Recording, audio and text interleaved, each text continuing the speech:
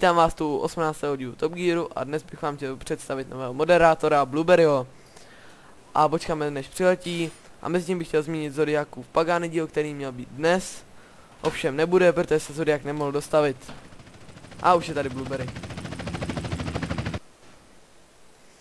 Počkáme, než přiběhne a tento díl už točíme nemí po 1000, protože se nám dnes nedaří.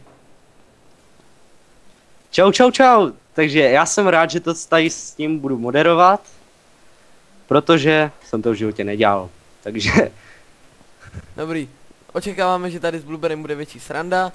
No a dnes uvidíte, jak my dva proti sobě budeme soupeřit. Letadlo versus auto. Blueberry poletí v letadle a já pojedu v novém McLarenu MP4 a ještě uvidíte na naší dráze nové Zenovo a to je asi tak pro dnešek vše. Tak a my se teď přemístíme na start.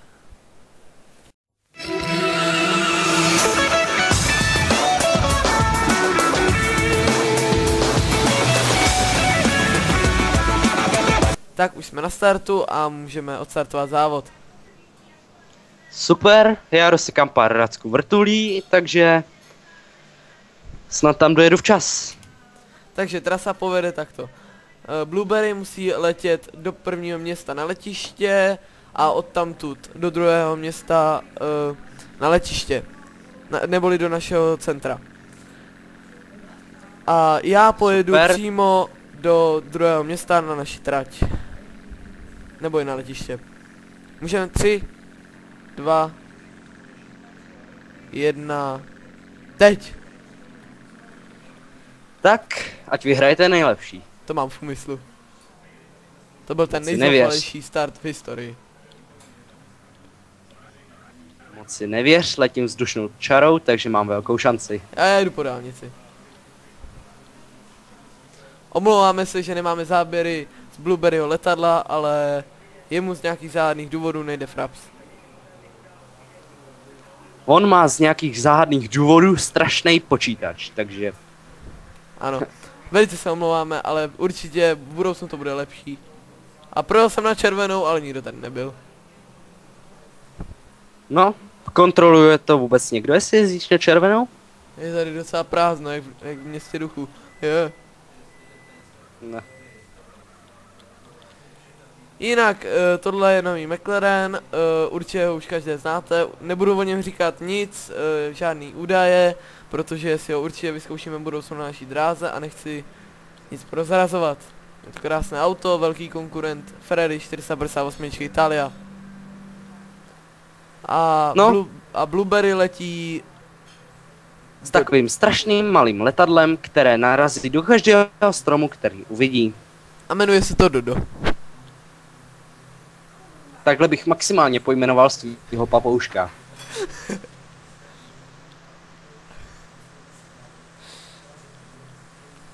A myslím, že i tím bych mu způsobil psychickou újmu. Jinak budu uvítávat i hosty. Už jsem si jich pár i domluvil, takže jestli se na to teď dívá na ten dotyčený, tak ano, nezapomněl jsem, určitě to natočíme. Auto za rozumnou cenu, jinak to bude Kia Ceed. Můžu prozradit předem. No a to je asi všechno. Jinak no a já bych chtěl upozornit, že už jsem v prvním městě na runway, takže letím přímo do druhého. A já už teď jsem na dálnici do druhého města. A už tam budu.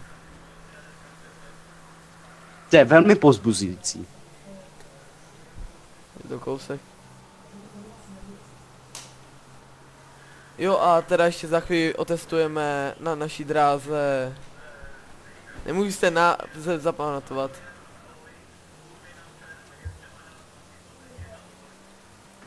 něco. Zenovo asi. Zenovo, pardon. Bože můj, teď to zní jako pračka. Který netvor to takhle pojmenoval? Spíš to zní jako recept Na úplné šílenství. Ano, jakou to má maximální rychlost. To si prozradíme za chvíli, až dojedeme. A já už jsem u brány do našeho střediska. A přijel jsem asi 20 červených. A nikdo to neviděl. Spočítejte to, jo, když tak napište do komentář. Tak, a já už tam budu. Jinak většinou tady ty letadla nejsou. A já jsem dojel právě teď. Jsem na konci runwaye. Taková škoda, příště mám lepší letadlo. No, mezi tím, co budeme čekat na Blueberryho, tak si projedeme ještě dráhu.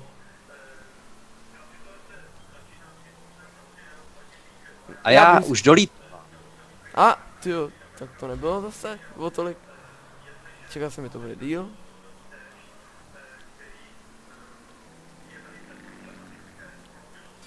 Můžu rozsekat to letadlo? Ne, máme ho půjčený. Nic jste neviděli, jo.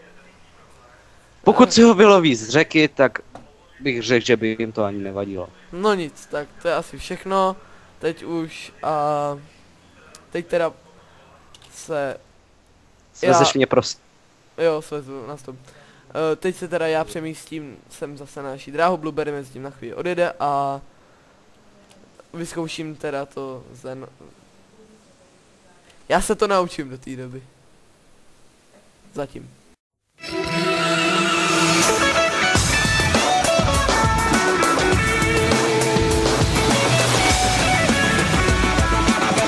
Tak a teď je tady slibované Zenvo. Už jsem se ten název naučil a řeknu vám o něm nějaké informace a zajedeme si kolo.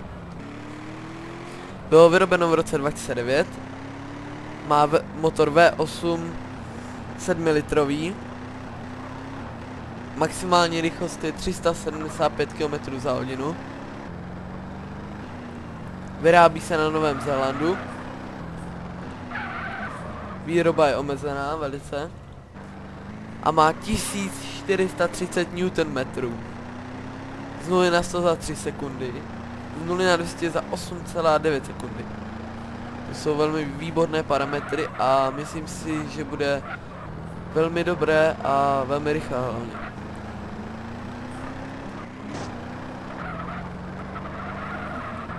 Hrozně se mi líbí, přiznám. Je to auto, které se mi nikdy ze zádu a hlavně ty boky a celkově moc nelíbilo, ale teď když mě jedu, tak nevím, je takové hezké.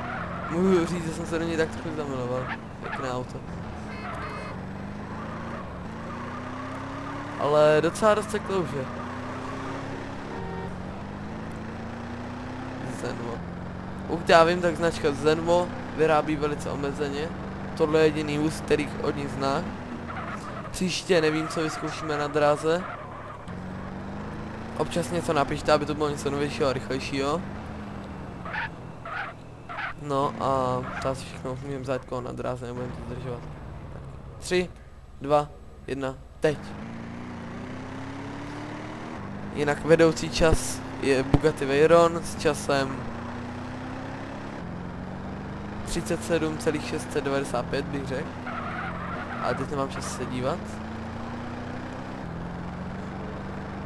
To je velice, velice dobrý čas. A nevím, jestli ho Zenvo dokáže překonat. Zenvo, pardon. Blížíme se do cíle. Jedna z posledních zatáček. A jsme v cíli právě... teď!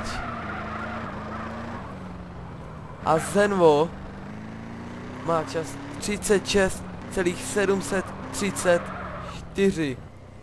To znamená, že je o celou sekundu rychlejší než Bugatti Veyron. A předem se chci omluvit za to, jak je špinavé. No a to je teda úžasný čas a posune se na první místo naší tabulky. No a to je teď už vše. Tak.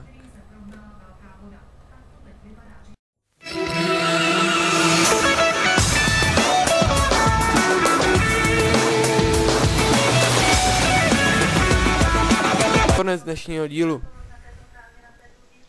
No a já bych chtěl poděkovat za stoupající počet našich odběratelů tímto bonusem. Takže jen tak dál. Tak, ahoj a příště.